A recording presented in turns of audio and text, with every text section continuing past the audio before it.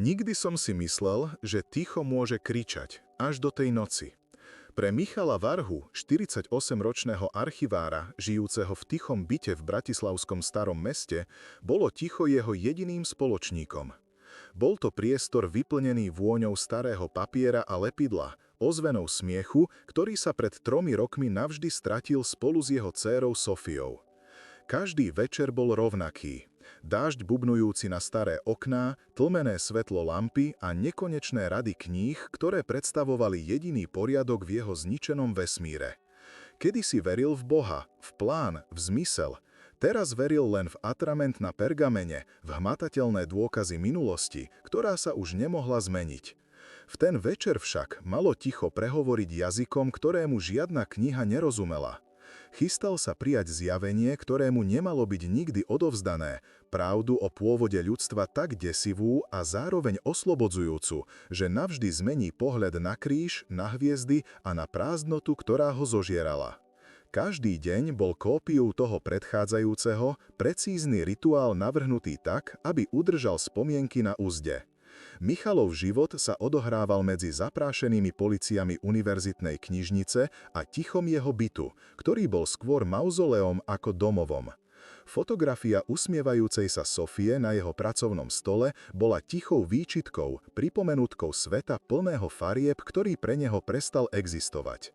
Jeho viera, kedysi pevná ako staré dubové stoly v archíve, sa rozpadla na prach v deň, keď ju stratil. Boh sa stal ľahostajným hodinárom, ktorý opustil svoj pokazený stroj. Michal sa utiekal k logike, k overiteľným faktom, k histórii vytesanej do kameňa a zapísanej v kronikách. Ale v ten večer sa niečo zmenilo. Zvuk dažďa sa stal tlmeným, ako by prichádzal z veľkej diaľky. Vzduch v miestnosti oťažel a nadobudol zvláštnu, takmer hmatateľnú hustotu. Michal to najprv ignoroval, pripisoval to únave, ale ten pocit neustupoval. Bol to pocit očakávania. Čo ak vesmír, ktorému prestal klásť otázky, sa chystal odpovedať? Tento príbeh však nie je len o Michalovi, je o tichu v každom z nás, o otázkach, ktoré sa bojíme vysloviť nahlas, o prázdnote, ktorá zostáva po strate viery alebo milovanej osobe. Je to príbeh o hľadaní zvislu vo vesmíre, ktorý sa zdá byť chladný a ľahostajný.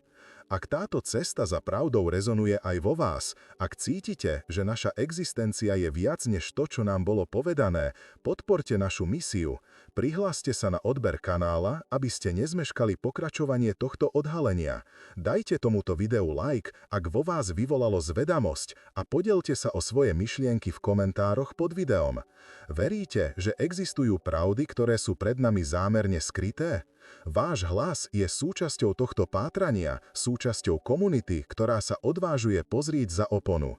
Poďme spoločne odhalovať tieto tajomstvá, ktoré spájajú vedu, vieru a samotný osud ľudstva.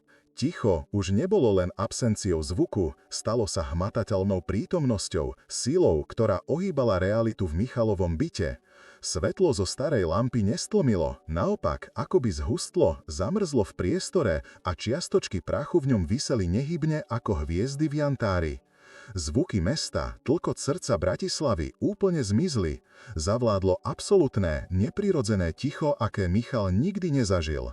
Jeho analytická myseľ, zvyknutá na katalogizáciu faktov a hľadanie logických vysvetlení, zúfalo pracovala. Výpadok prúdu, zvláštny atmosférický jav, ale jeho telo vedelo, že to bolo niečo iné. Inštinktívny strach, dedičstvo 1000 generácií, mu zovrel útroby. A potom, v strede jeho obývačky, medzi hromadou kníh a tichými spomienkami na Sofiu, sa zrodila postava. Nebola z mesa a kostí, bola utkaná z čistého pokojného svetla, z geometrie, ktorá popierala fyziku. Nemala tvár, no Michal cítil, že sa na neho pozerá pohľadom starším ako samotné ľudstvo. Jeho prsty, zvyknuté na krehkosť storočných rukopisov, sa inštinktívne zovreli do pestí.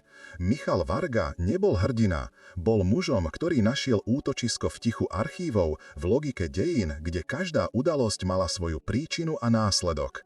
Jeho svetom bola vôňa rozpadajúceho sa pergamenu a upokojujúca váha zviazaných kníh. V univerzitnej knižnici medzi regálmi siahajúcimi až vysokým stropom katalogizoval minulosť, dával jej poriadok, ktorý vo vlastnom živote zúfalo postrádal. História bola pre neho nemenná, bezpečná. Mŕtvi králi už neviedli vojny a zabudnuté zmluvy už nikoho nezväzovali. Bol to dokonalý únik pred prítomnosťou, ktorá bola príliš bolestivá na to, aby sa s ňou dalo žiť. Každý deň sa ponáral hĺbšie do príbehov iných ľudí, len aby nemusel čeliť tomu svojemu, ktorého posledná kapitola sa skončila predčasne a brutálne na mokrej vozovke diaľnice D1 3 roky, 2 mesiace a 6 dní dozadu. Ten deň bol ako otvorená rana, ktorá sa nikdy nezahojila. Pamätal si každý detail s mučovou precíznosťou, zvuk zvoniaceho telefónu uprostred noci, chladný neosobný hlas policajta na druhej strane, cestu do nemocnice, ktorá sa zdala nekonečná a oslepujúce biele svetlá na chodbe, ktoré mu vypálili dieru do duše. Sofia, jeho Sofia, jej smiech bol melódiou jeho života, jeho objatie jediným prístavom v búrlivom svete. Mala len 17 a celý vesmír pred sebou. V ten večer sa vracala z návštevy u kamarátky, kde opitý vedič prešiel do protismeru. Spolu s ňou zomrela aj čas Michala a jeho manželky. Ich spoločný smutok sa však nestal mostom, ale priepasťou.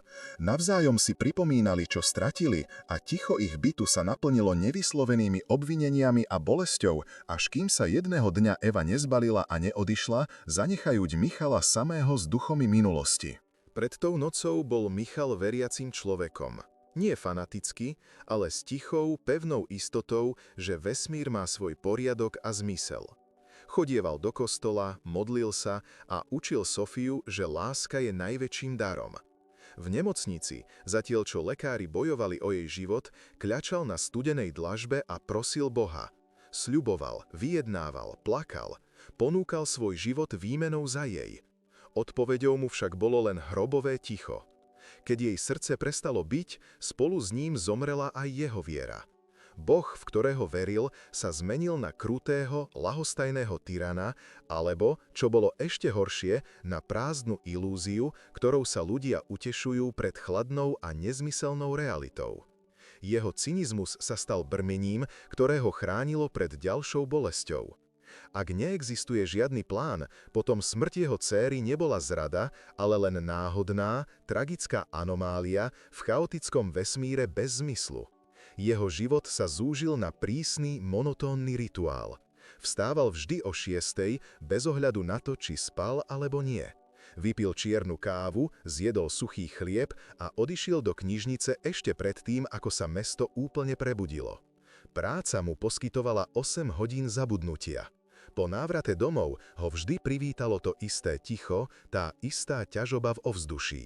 V byte sa nič nezmenilo. Sofína izba zostala nedotknutá, ako by sa mala každú chvíľu vrátiť.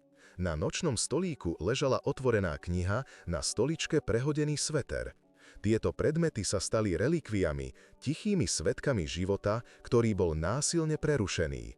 Michal sa s nimi nerozprával, len na ne hliadel, ako by v nich hľadal posledné zvyšky jej prítomnosti.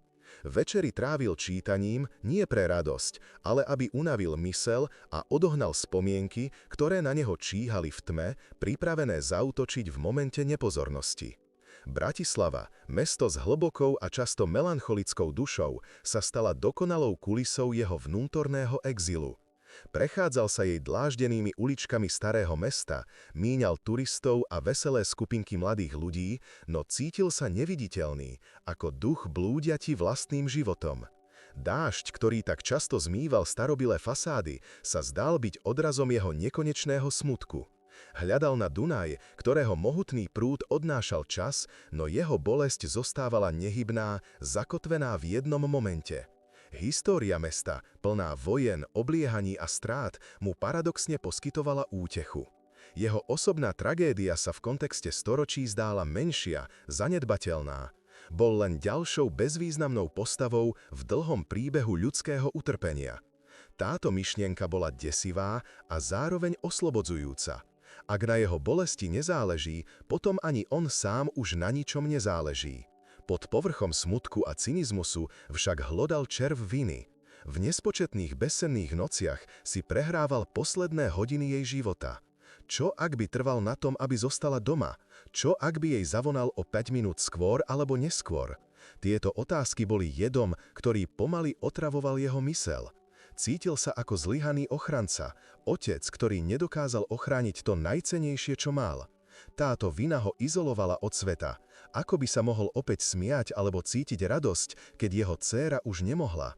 Ako by si mohol zaslúžiť odpustenie, keď si sám nikdy neodpustí? Práve táto hlboká, nezahojená rana, táto absolútna duchovná prázdnota z neho urobila dokonalého kandidáta.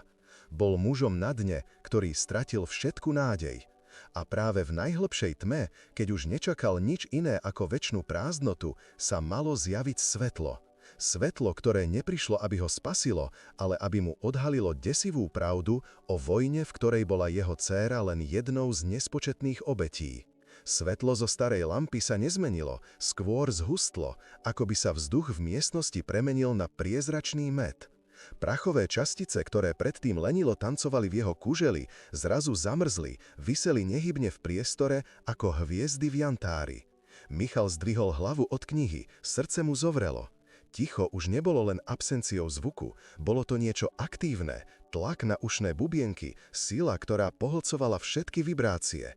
Zvuky mesta, vzdialené sirény, hukot dopravy, dokonca aj monotónne bubnovanie dažďa na parapetnú dosku, všetko zmizlo. Jeho racionálna myseľ, vycvičená na hľadanie logických vysvetlení, okamžite začala pracovať. Aneurizma, zriedkavý atmosférický jav spojený s búrkou, možno len extrémna únava, ktorá mu spôsobuje sluchové a zrakové halucinácie. Ale jeho telo vedelo, že to bolo niečo iné. Inštinktívny prestarý strach mu prebehol po chrbtici, chlad, ktorý nemal nič spoločné s teplotou v miestnosti. Bol uväznený v bubline ticha a zamrznutého svetla. Pokúsil sa vstať, ale nohy ho neposlúšali, boli ťažké ako z olova, prikované k starej drevenej podlahe. Jeho pohľad zúfalo preskakoval po miestnosti, hľadal niečo normálne, niečo, čoho by sa mohol chytiť. Obrazovka jeho mobilného telefónu, ktorý ležal na stole, zrazu zhasla.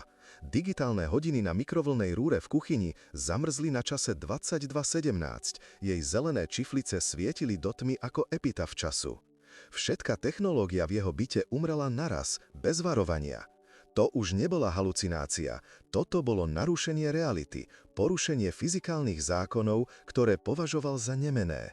Svetlo v miestnosti začalo jemne pulzovať, nie ako blikajúca žiarovka, ale v pomalom, hypnotickom rytme, ako by dýchalo.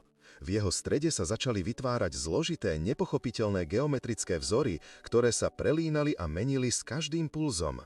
Boli nádherné a zároveň desivé vo svojej dokonalej mimozemskej symetrii. Michal cítil, ako sa mu zrýchlilo dých.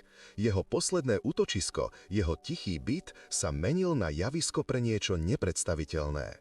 V strede obývačky, medzi hromadou kníh o stredovekých kódexoch a fotografiou usmievajúcej sa Sofie, začal zlukovať prach a svetlo.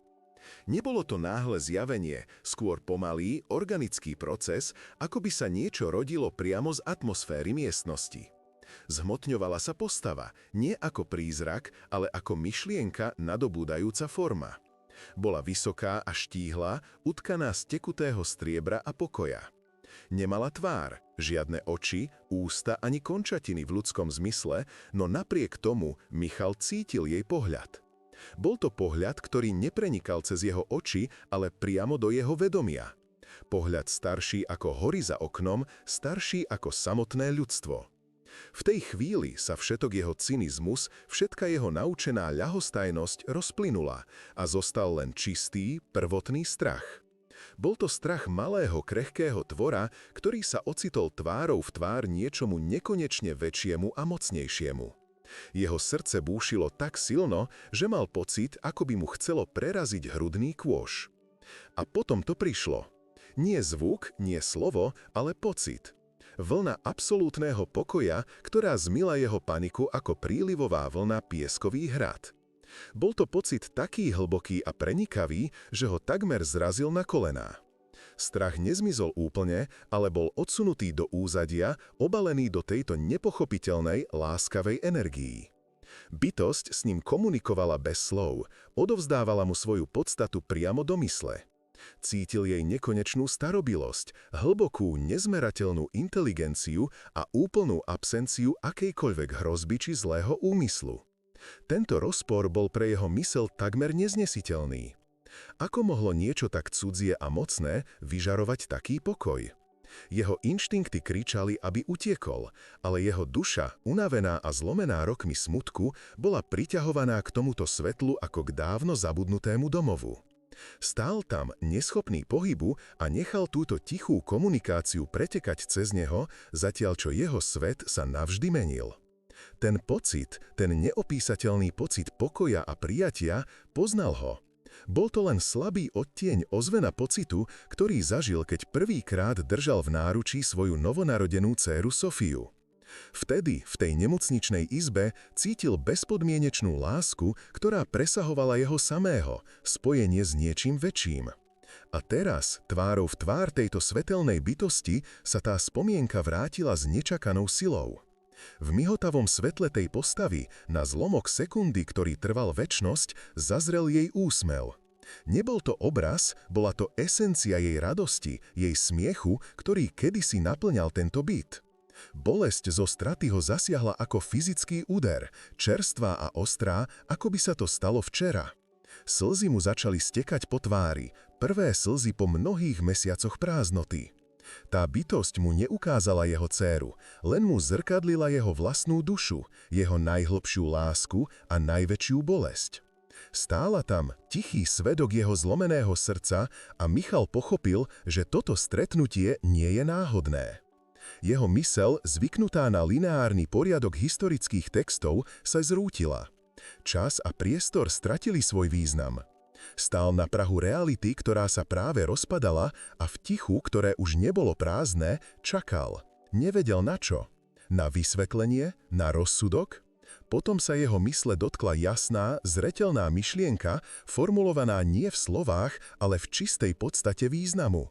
Myšlienka, ktorá bola zároveň otázkou a pozvaním. Nebola to hrozba, ale výzva. Cítil, že má na výber. Mohol sa pokúsiť zavrieť oči, kričať, odmietnúť to, čo videl, a možno by to všetko zmizlo a zanechalo ho samého s jeho smutkom. Alebo sa mohol poddať, otvoriť svoju myseľ a prijať zjavenie, ktoré mu bolo odovzdávané. Myšlienka, ktorú mu bytosť poslala, bola jednoduchá, ale niesla v sebe váhu celého vesmíru. Si pripravený počuť pravdu, Michal, pravdu o Sofii, o tvojom svete, o všetkom? A on vedel, že nech už bude odpoveď akoukoľvek desivá, nemôže povedať nie. Jeho tiché jáno, ktoré nezaznelo v miestnosti, ale v hĺbke jeho duše, zmenilo všetko. Svetlo prestalo pulzovať a nadobudlo stálu, takmer pevnú formu. Už to nebola len eterická postava, ale zložitá trojrozmerná kaligrafia utkaná z čistej energie, ktorej geometria bola pre ľudskú myseľ nepochopiteľná a zároveň dokonale harmonická.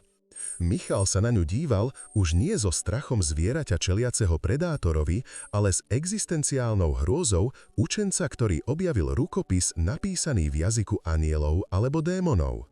Videl v nej prepletené galaxie, štruktúru atómov a matematickú preslosť snehovej fločky, všetko naraz. Tá bytosť nebola len v jeho izbe, ona bola izbou, bola vzduchom, ktorý dýchal, bola tichom, ktoré ho obklopovalo.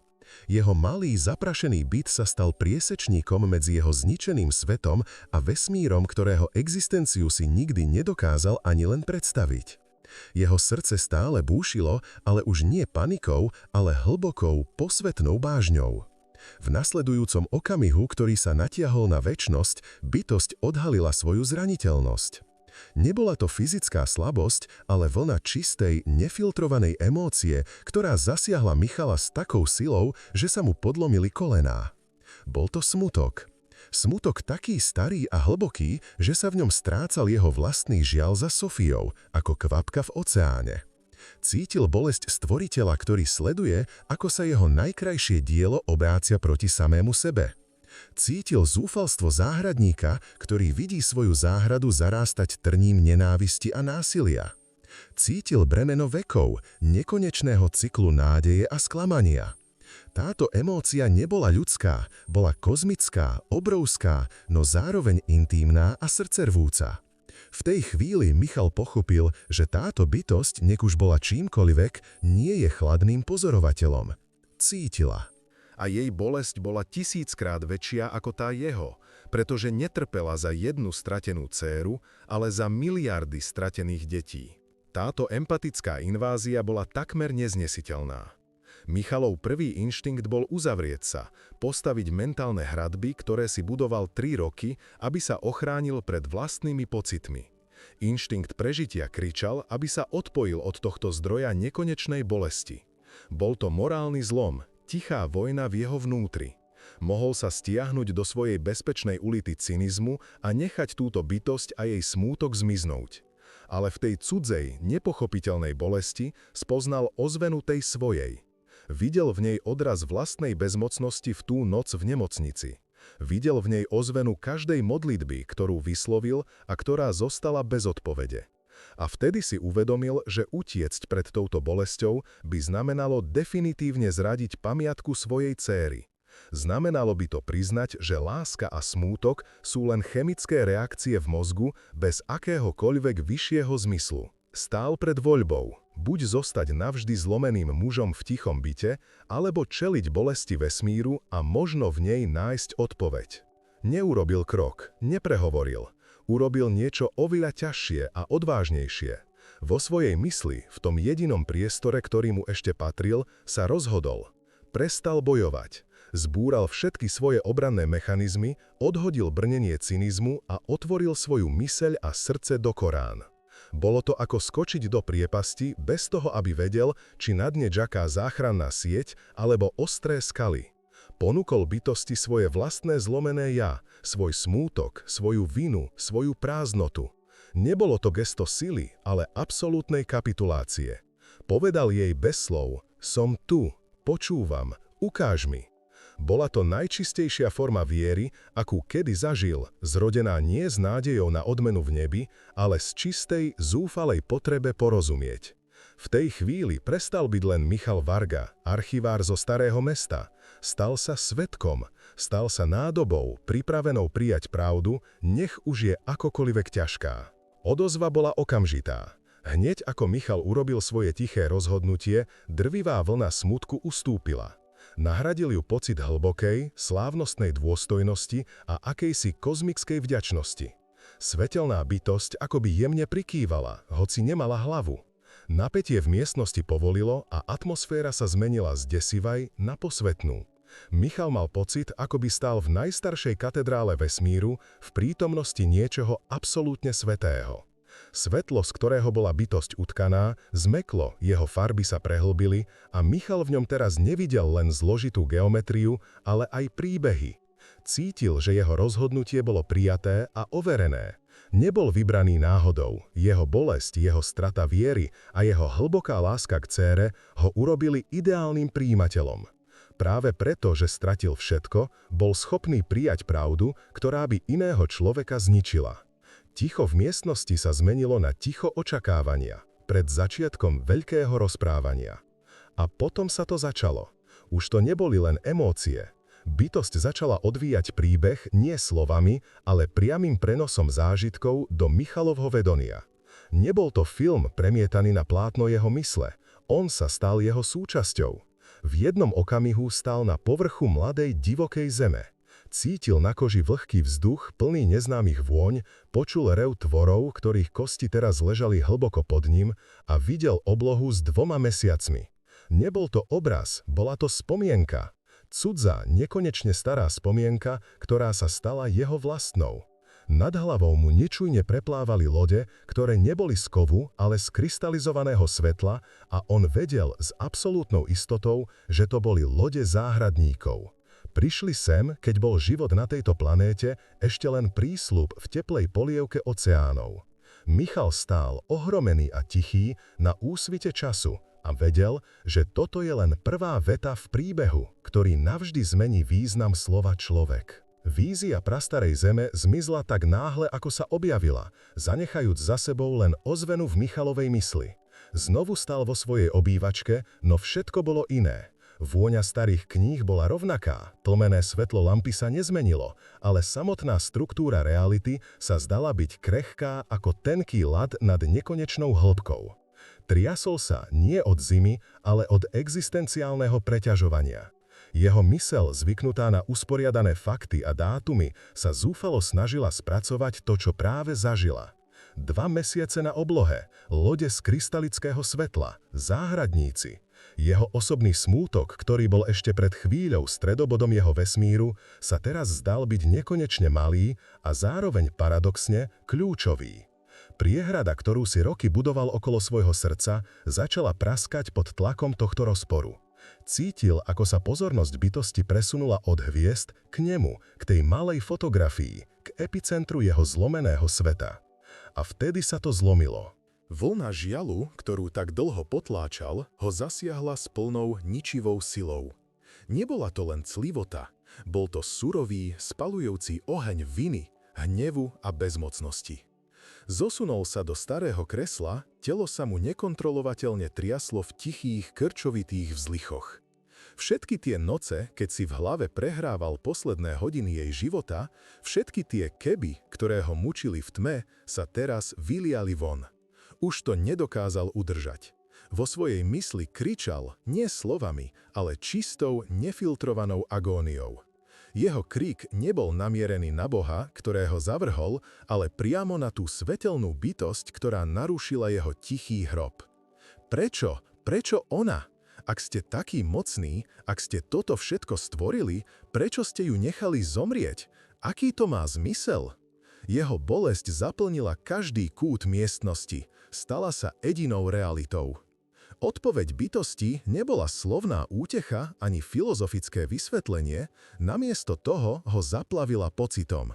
Nebol to súcit ani ľútosť, ale hlboké, rezonujúce porozumenie, ako by jeho bolesť bola len jednou notou v nekonečnej symfónii smútku, ktorú poznala. Potom mu ukázala obraz nie z minulosti, ale z mechaniky tej tragédie. Videl toho opitého vodiča nie ako monštrum, ale ako slabú, zlomenú bytosť. Videl temnú, chaotickú energiu, ktorá sa okolo neho zhlukovala, využívala jeho slabosť, jeho strach a jeho sebaľútosť.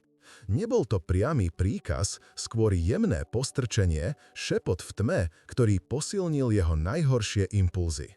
Michal videl vplyv protivníka nie ako priamu kontrolu, ale ako jemnú, zákernú korupciu slobodnej vôle, ako vírus, ktorý napáda oslabený organizmus. Jeho dcéra nebola cieľom, bola len kolaterálnou škodou. Táto myšlienka bola desivejšia a zároveň zrozumiteľnejšia ako chladná náhoda. Jeho dcéra nezomrela len tak, jej smrť bola dôsledkom duchovnej vojny, o ktorej nemal ani tušenia. Bytosť mu telepaticky spresnila, že protivník neovláda ľudí ako bábky na šnúrkach, to by bolo proti zákonom slobodnej vôle, ktoré rešpektovali aj oni. Namiesto toho zasieva chaos, živý strach, posilňuje ego a zbiera úrodu utrpenia, ktoré z toho vzíde. Ten muž za volantom urobil svoje vlastné tragické rozhodnutie, ale jeho slabosť bola otvorenou bránou, cez ktorú do sveta prenikla temnota. Sofia nebola vybraná, jej svetlo jednoducho stálo v ceste náhodnému prejavu prastarej zloby, ktorá sa živí bolesťou. Jej smrť nebola trestom ani skúškou, ale tragickým dôkazom, ako hlboko je boisko zakorenené v každom ľudskom rozhodnutí. Pochopenie, že smrť jeho dcéry nebola bezvýznamná, ale súčasť desivého kozmického konfliktu, bolo takmer rovnako bolestivé ako samotná strata. Dávalo jej to zmysel, ale bol to zmysel, ktorý by si nikdy nechcel poznať. Potom mu bytosť odovzdala ďalší, oveľa intímnejší zážitok. Nebol to obraz, ale čistý pocit. Cítil okamih, keď Sofíno vedomie opustilo jej telo. Nevidel nebo ani tunel so svetlom, cítil jej esenciu, jej lásku, jej smech, jej zvedavosť, ako ju jemne príjma, chráni a zaznamenáva samotná štruktúra reality, kozmické pole, z ktorého záhradníci utkali život. Nebol to koniec, len premena. Jej energia, jej jediný odtlač vo vesmíre, nebola zničená. bola absorbovaná späť do zdroje ako nota, ktorá doznie, ale jej vibrácia navždy zostane súčasťou hudby.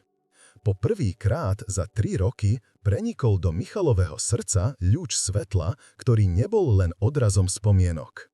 Nebola to ešte nádej, skôr hlboká zmena perspektívy, ktorá otriasla základami jeho žiaľu. Bolesť bola stále prítomná, obrovská a nezmazateľná, ale už to nebola len čierna diera, pohlcujúca všetko okolo seba. Dostala tvár, kontext v rámci toho obrovského, neviditeľného boja. Jeho smutok už nebol len jeho osobným peklom, ale aj dôkazom existencie niečoho, čo stálo za to milovať, niečoho, čoho strata bolela, pretože to bolo skutočné a cenné v kozmickom meridle. Pozrel sa na svetelnú bytosť, slzy mu stále tiekli po tvári, ale jeho tichá, telepatická otázka už nebola plná hnevu. Už sa nepýtal prečo, pýtal sa, čo teraz? Aká je moja úloha v tomto všetkom? Prítomnosť bytosti zmekla, jej svetlo stratilo svoju desivú intenzitu a nadobudlo takmer upokojujúci, teplý odtieň. Michal cítil, že jeho spoveď bola prijatá, jeho bolesť bola videná a pochopená. Urobil nevyhnutný krok. Aby mohol prijať pravdu o vesmíre, musel sa najprv konfrontovať s pravdou o sebe samom. Hojenie ešte nezačalo, ale rana bola konečne vyčistená od jedu nezmyselnosti, ktorý ju tak dlho otravoval. Už nebolo len obeťou náhody, jeho strata ho prepojila s najhlbším konfliktom stvorenia. Bytosť mu poslala poslednú, upokojujúcu myšlienku predtým, ako sa malo začať ďalšie, ešte väčšie odhalenie. Tvoja bolesť ťa nerobí obeťou, Michal Varga, robí z teba bojovníka. Teraz si pripravený vidieť celú vojnu, do ktorej si sa narodil. Jeho obývačka sa stala veľkoľským stanom v tichej vojne o dušu ľudstva. Svetlo v miestnosti sa zmenilo. Stratilo svoju geometrickú prísnosť a stalo sa mäkkým, takmer organickým. Michal cítil, ako sa jeho vedomie rozšíruje, pripravené prijať pravdu, ktorá mala zničiť všetko, čomu kedy veril a zároveň dať zmysel všetkomu, čo kedy cítil. Bytosť mu začala odhalovať príbeh, ktorý nebol zapísaný v žiadnej knihe. Vaša planéta, Michal, nebola kolískou náhody, ale záhrada. My, ktorých by ste mohli nazvať záhradníkmi, sme ju našli ako prísľub, tichý a plný potenciálu. Život tu už existoval, ale bol to život bez účelu. Našim zámerom nebolo stvoriť otrokov alebo poddaných, ale spoločníkov. Chceli sme vytvoriť nádobu z mäsa a kostí, ktorá by dokázala udržať najvzácnejšiu vec vo vesmíre – vedomie, schopné bezpodmienečnej lásky. Vzali sme najsľubnejší druh, primitívneho hominida, a jemne sme upravili jeho podstatu. Vložili sme do jeho genetického kódu iskru božstva, potenciál pre empatiu, umenie a sebaobetovanie. Boli ste naším najväčším experimentom, našou najkrajšou nádejou. Ale každá záhrada má svojho škodcu. Vo vesmíre existuje aj iná sila. Nie je to zlo v tom zmysle, ako ho chápete vy. Je to sila entrópie, oddelenosti, strachu. Sú to protivníci, ktorí vnímajú jednotu a lásku ako hrozbu pre svoju existenciu, ktorá je založená na chaose a spotrebe. Nemohli náš projekt zničiť priamo, pretože by tým porušili základné kozmické zákony. Namiesto toho urobili niečo oveľa zákernejšie. Infikovali váš druh duchovným vírusom. Do vášho rodiaceho sa vedomia vložili program ega, kmeňového myslenia a ilúziu oddelenosti. Tento vírus vám zašepkal do ucha, že ste oddelení jeden od druhého, oddelení od tejto planéty a oddelení od zdroja, z ktorého ste zišli. Presvedčil vás, že prežitie závisí od dominancie a hromadenia, nie od spolupráce a harmónie. A vy ste tomu uverili. Tento vírus je skutočným dedičným hriechom, o ktorom hovoria vaše mýty.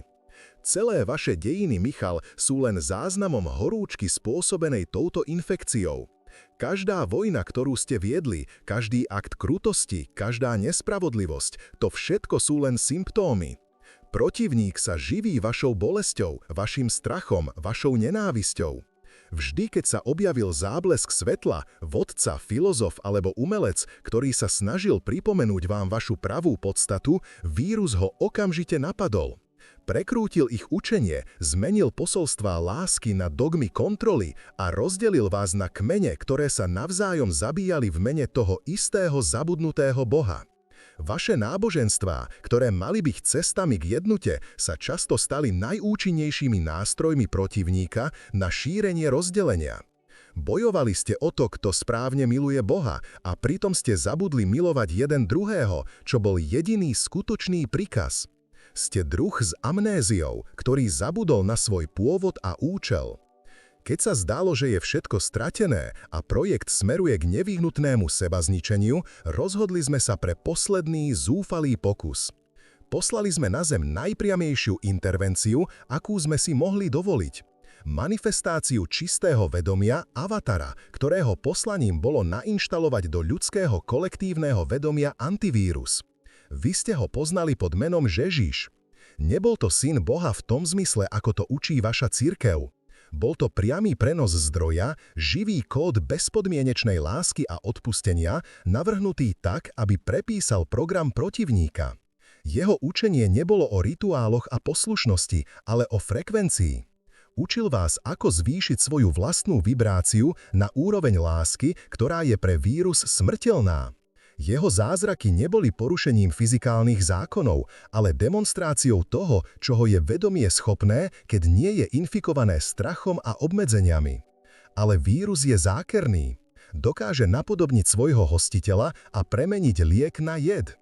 Posolstvo Ježiša, ktoré bolo o vnútornej transformácii a priamom spojení so zdrojom, bolo unesené. Inštitúcie, ktoré vznikli v jeho mene, ho premenili na nástroj moci a kontroly. Z učenia o láske sa stala zbraň na súdenie a odsudzovanie. Kríž, symbol najvyššej obete a bezpodmienečného prijatia, sa stal zástavou, pod ktorou sa viedli vojny a páchali tie najhoršie zverstvá. Protivník nezabil Ježiša na kríži, to by bolo príliš jednoduché. Namiesto toho zabil jeho posolstvo tým, že ho absorboval do svojho vlastného systému strachu a hierarchie. Misia bola neúspešná. Antivírus bol izolovaný, zriedený a nakoniec použitý na posilnenie samotnej choroby, ktorú mal liečiť. Ľudstvo dostal svoj najväčší dar a premenil ho na svoju najväčšiu zbraň proti sebe samému. Tvoja dcéra Sofia, jej smrť nebola náhodná v tom zmysle, že by bola bezvýznamná. Bola obeťou tejto prastarej vojny. Bytosti ako ona, duše, ktoré prirodzene vibrujú na vyššej frekvencii lásky a radosti, sú pre protivníka najväčšou hrozbou. Ich svetlo narúšaja jeho nízku frekvenciu strachu. Ten muž za volantom bol len nástroj, slabá, infikovaná duša, ktorej slobodná vôľa bola dočasne oslabená jedom, ktorý mu koloval v krvi. V tej chvíli sa stal bránou, cez ktorú mohla temnota udrieť. Cieľom nebola Sofia osobne, cieľom bolo uhasiť svetlo. Cieľom bolo vytvoriť bolesť, ako je tá tvoja, Michal. Tvoj žiaľ, tvoja strata viery, tvoj hnev na Boha, to je potrava, ktorou sa protivník živí. Jej smrť nebola Boží plán, bola to vojnová strata na boisku, o ktorého existencii si ani nevedel, že existuje. Nebo a peklo nie sú miesta, kam idete po smrti.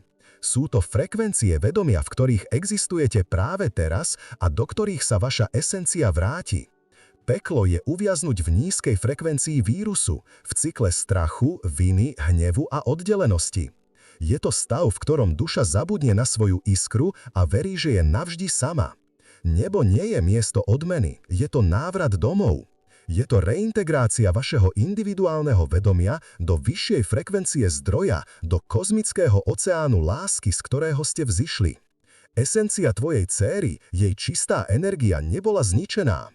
V okamžiku smrti bola jemne uvoľnená a okamžite sa vrátila do tohto stavu jednoty. Jej láska nezanikla, stáva sa opäť súčasťou vesmírnej symfónie. Cíti bolesť len vtedy, keď vidí, že ty si zostal uviaznený vo frekvencii pekla, ktorú jej strata vytvorila na Zemi. Preto sme sa vrátili. Nie, aby sme vás zachránili, ale aby sme vykonali konečné hodnotenie. Infekcia sa blíži ku koncu. Infekcia sa stala takou silnou, že hrozí, že sa vyleje z vašej planéty a kontaminuje aj iné časti vesmíru. Vaša technológia predbehla váš duchovný vývoj a vy teraz držíte v rukách zbrane, schopné zničiť nielen vašu záhradu, ale aj ohroziť ostatné. To, čo vaše náboženstvá nazývajú druhý príchod alebo súdny deň, nie je návrat Spasiteľa. Je to príchod záhradníkov, ktorí sa musia rozhodnúť, či sa dá táto záhrada ešte zachrániť, alebo či treba spáliť celú úrodu, aby sa zabránilo šíreniu nákazy. Stojíte na prahu voľby. Buď ako druh kolektívne zvýšite svoju frekvenciu a aktivujete antivírus, ktorý je stále ukrytý vo vašom srdci, alebo budete vymazaní. A čas sa kráti.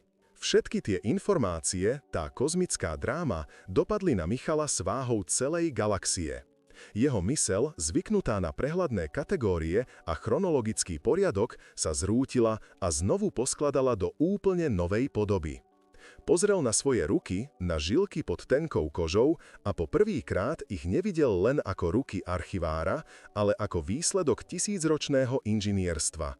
Ako boisko, na ktorom sa odohráva vojna medzi dvoma nepredstaviteľnými silami. Jeho smútok za Sofiou nestratil na svojej ostrosti, ale zmenil farbu. Už to nebola len čierna diera prázdnoty a viny, teraz to bola hlboká posvätná rana, jazva, ktorá ho navždy spájala s najhlbšou pravdou stvorenia.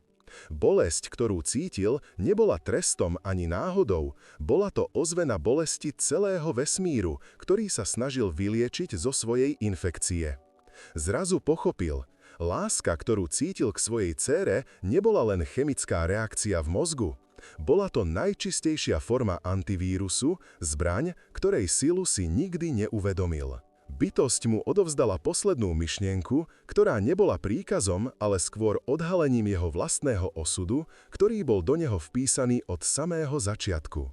Záchrana nepríde zhora, záhradníci už nebudú zasahovať. Rozhodnutie je teraz na samotnom ľudstve. Každý akt lásky, každé odpustenie, každé gesto súcitu je aktiváciou antivírusu. Každý prejav nenávisky, strachu a odsudzovania je ďalším víťazstvom protivníka. Michalova úloha nebola stať sa prorokom a kričať túto pravdu na námestiach. Kto by mu uveril? Jeho úlohou bolo niečo oveľa ťažšie. Musel sa stať živým príkladom. Jeho prvá bitka nebola proti temným silám vo vesmíre, ale proti temnote vo vlastnom srdci. Musel nájsť silu odpustiť tomu mužovi, ktorý šoféroval to auto. Nie kvôli nemu, ale kvôli sebe, kvôli Sofii, kvôli celému ľudstvu. Musel premeniť svoj nekonečný žiaľ na most, nie na múr. Musel sa stať prvou vyliečenou bunkou v chorom tele ľudstva. Svetlo v miestnosti začalo rednúť, stratalo svoju hustotu a pomaly sa rozplývalo ako ranná hmla nad Dunajom. Zložité geometrické vzory sa zjednodušovali, až sa nakoniec úplne vytratili. Michal cítil, ako sa prítomnosť bytosti sťahuje, nie náhle, ale postupne, ako odliv, ktorý odhaluje pobrežie. Zvuky mesta začali vracať, najprv ako tlmený šepot, potom čoraz zreteľnejšie. Vzdelená siréna, monotónny zvuk dažďa, hukot auta prechádzajúceho po mokrej dlažbe.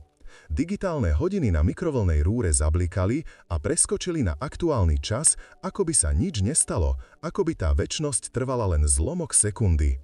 Bytosť nezanechala žiadnu stopu, žiadny fyzický dôkaz, len ticho. Ale bolo to úplne iné ticho. Nebolo to ticho prázdnoty, ale ticho naplnené zmyslom. Ticho pred začiatkom. Michal zostal sám uprostred svojej obývačky a jeho pohľad padol na fotografiu Sofie. A po prvýkrát za 3 roky sa na ňu dokázal pozrieť a nevidieť len to, čo stratil, ale aj to, za čo musí teraz bojovať. Už to nebol Michal Varga, zlomený archivár skrývajúci sa pred svetom. Stál tam muž, ktorý niesol váhu najväčšieho tajomstva v dejinách.